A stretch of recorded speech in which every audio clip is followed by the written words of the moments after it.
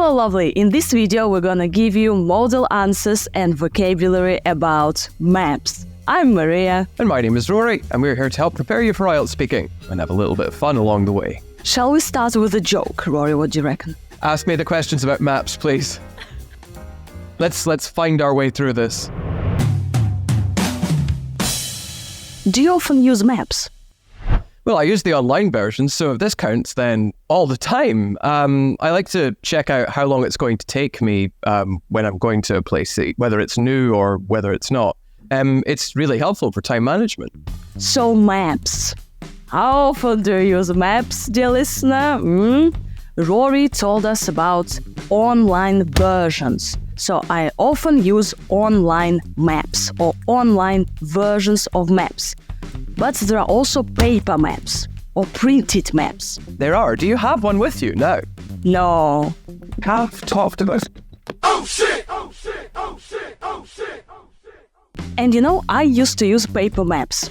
When I was traveling by bicycle, we had paper maps of Italy, of Greece, like paper maps, and we were kind of like, we were following our route, like your way, like where to go. It was so cool.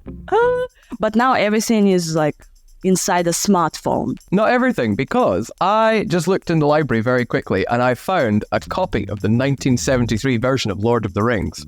And inside is the paper version of what Middle-earth looks like. So there you go. That is a demonstration of what a paper map looks like. The Lord of the Rings, Rory. We're discussing maps. But there's a map inside the book. I couldn't find a proper atlas, I'm sorry. Atlas, dear listener. What is an atlas? Atlas. It's a book with maps. There we go. It's done. But The Lord of the Rings is a novel with a map in it. You don't look very happy about Lord of the Rings. Yeah, because we're talking about maps, like it's a traveling, when you navigate. No. You can have maps everywhere. You can have maps anywhere you like. You can have it in a book for a story, or you can have it for traveling in a real place. Anyway, you can have maps in many places, not just for finding your way around. I use a map to check out how long it takes to get to a place, okay?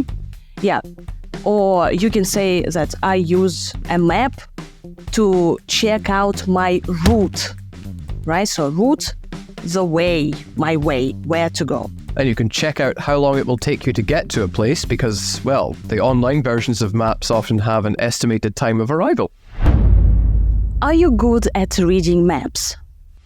Reasonably. I think I have a pretty good sense of direction, though I prefer to navigate by sight rather than by specific street names. I've never been very good at doing that kind of thing. I'm good at reading maps. Or I'm good at, navigation, at navigating. Well, navigating doesn't always involve using a map. It involves following some kind of route, but the route could be in your head, to following directions from a person, or reading the map to find your way. I have a very good sense of direction. Okay, so if I tell you, go left, go right, go there, you are good at following directions, right? So, Rory, where's your house? It's in Scotland. That's enough. So you can say that I have a very good sense of direction. So I can just open a map and and I know where to go, right? Do you have a good sense of direction? Oh, yes, yeah. Very good sense of direction. Sometimes I can mess it up, but still, generally, I'm quite good. And I remember things in a city. Even in a new city, I can remember things. And then I just can find my way around, okay? Yeah, because I lived in 1 month. I lived in Bangkok, in Brussels, in Baku, so I've been around and I was quite good. Nice.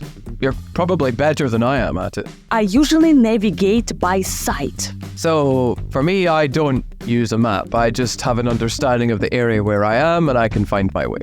Usually, sometimes I need a map. But what about a new place? If you are in a new city, so you do need to open a map to see where things are. It's interesting you should say that because I briefly stayed in Berlin and I was able to work out where I was by the position of the TV tower, which is a huge structure in Berlin. And because it stands over everything, it was a good fixed point to find my way around. But usually that would not be the case. Usually you would need a map. So I usually can find my way around with a map, without a map. I navigate by sight, and Rory has a direct connection to space. And he moves around very well. I have a sense of spatial awareness. It's like just understanding where things are around you. So could you give us the sentence again? I have a sense of spatial awareness. I should have a good sense of spatial awareness. Oh shit! Oh shit! Oh shit! Oh shit! But that's not true all the time. How often do you use maps on your phone? At least once a week for journey planning. Probably more if I'm traveling to a new place because I need to, find out more about the environment. I can use a map on my phone. So what do we call it? An online map, an electronic map, a Google map? An online version, this kind of thing. But usually you use a specific application, app, right? So for example, Google Maps. Or what kind of maps do you use? Well, I use Google, but it's important to point out, because I discovered this recently with some of my students. The word in the first language for map is map, singular, but in English, it's Google Maps or Apple Maps. So, if you say the direct translation to the examiner, they might think that you're making a mistake. So be careful when that happens. Because I only realized it the other day with two of my students who are from very different countries, and they had the same issue. I say I use Google Maps. They are helpful. Well, you could say I use Google Maps. It's helpful because Google Maps is the name of the app in English. I imagine in Russian or Chinese, it's probably the singular version. When was the first time when you used a map? Oh God, about 27 years ago. I was looking at some old atlases, and it was interesting to see how much the world had changed from the time the maps had been created until now, really. Although if we talk about navigation, then I did some orienteering in the Boy Scouts, but that was also quite a long time ago too, for physical maps. The first time I used a map, you can say it was ages ago when I was at school. I used a paper map. Who remembers this? When was the last time you used a paper map? Wait. I think I went to another town. Oh yeah, I went to Altai. It's this region, beautiful region. This power place, we say, with shamans and mountains and all these things. And they gave me a map, a paper map, and then I can see all the sites and all the mountains and where things are. That was nice. To hold the paper map, for tourists, yes, but it was nice. It's still cool, yeah. I did a little orienteering. I'm going to really oversimplify this, so I'm really sorry if there are any people who do orienteering on a regular basis. But orienteering is basically using a map to find your way around a route. Maybe they taught you this at school, right? Or you can say, well, I wasn't taught how to use a map at school. I didn't have any orienteering. You see, so you can use it in the negative. I did orienteering at school, as a subject, right? Or I didn't have any orienteering classes. Did they take you to the forest? I think it was in the forest, actually. They left you there and Rory, you have to find your way around. I don't think they left us anywhere. I think they put us there and were monitoring the edge of this small thicket, which is like a small forest. But it wasn't a very interesting experience. It was very boring. Did you learn to use maps when you were a child? Yeah, like I said, we had orienteering in the Boy Scouts when I was about 12-ish. In school, we learned about Cartesian coordinates, which unfortunately wasn't very fun or interesting. You can say we had a kind of Boy Scouts, or I was in Boy Scouts, but even if you didn't. Okay, so when I was 12-ish, 12 years old, about 12 years old, when I was 11-ish, about 11 years old, I was in Boy Scouts. If you're not sure what the equivalent would be in English, you could just say a youth group, because that's what Boy Scouts is. So, but we can also say like we had some extracurricular activities and we were taught how to use maps. What about coordinates? You learned coordinates. Oh, Cartesian coordinates. Oh, God. I can't think of a really easy way to explain this.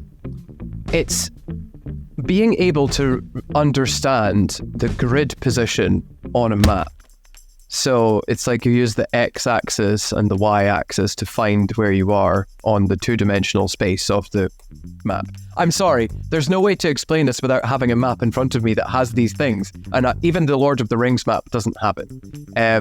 But it's a really cool thing to be able to use because it means that you can give the coordinates to another person. They can find where you are and they could meet with you. It's used by people in the military to work out the coordinates of targets, and it's used by people on ships to find out where they are in the sea. Are you looking up Cartesian coordinates now? No, I'm looking at a phrasal verb which is map out. There's a phrasal verb map out. How can we use it? Did I say that? No, but we can use it like map out. About maps. So map out is to plan something in detail. For example, our future is all mapped out ahead of us. My IELTS future is all mapped out ahead of me, so it is all planned out. Rory, so when we talk about maps, how can we use this phrase of a map out? If the question is directly about maps, then you probably couldn't use it. But if it's about how do you find your way around, then you could say, well, I map out my route to work using Google Maps, for example. Beautiful. Band 9 phrasal verb. And dear listener, if you want more phrasal verbs in your life, okay, Band 9 level, check out our phrasal verbs course. The links are in the description. Thank you for watching. Please share our videos. Write in the comments. Are you good at reading maps? What map apps are you using? Do you use online maps, paper maps? Okay. Check out the links in the description. Premium episodes, phrasal verb course, my writing course. Okay. See ya. Bye.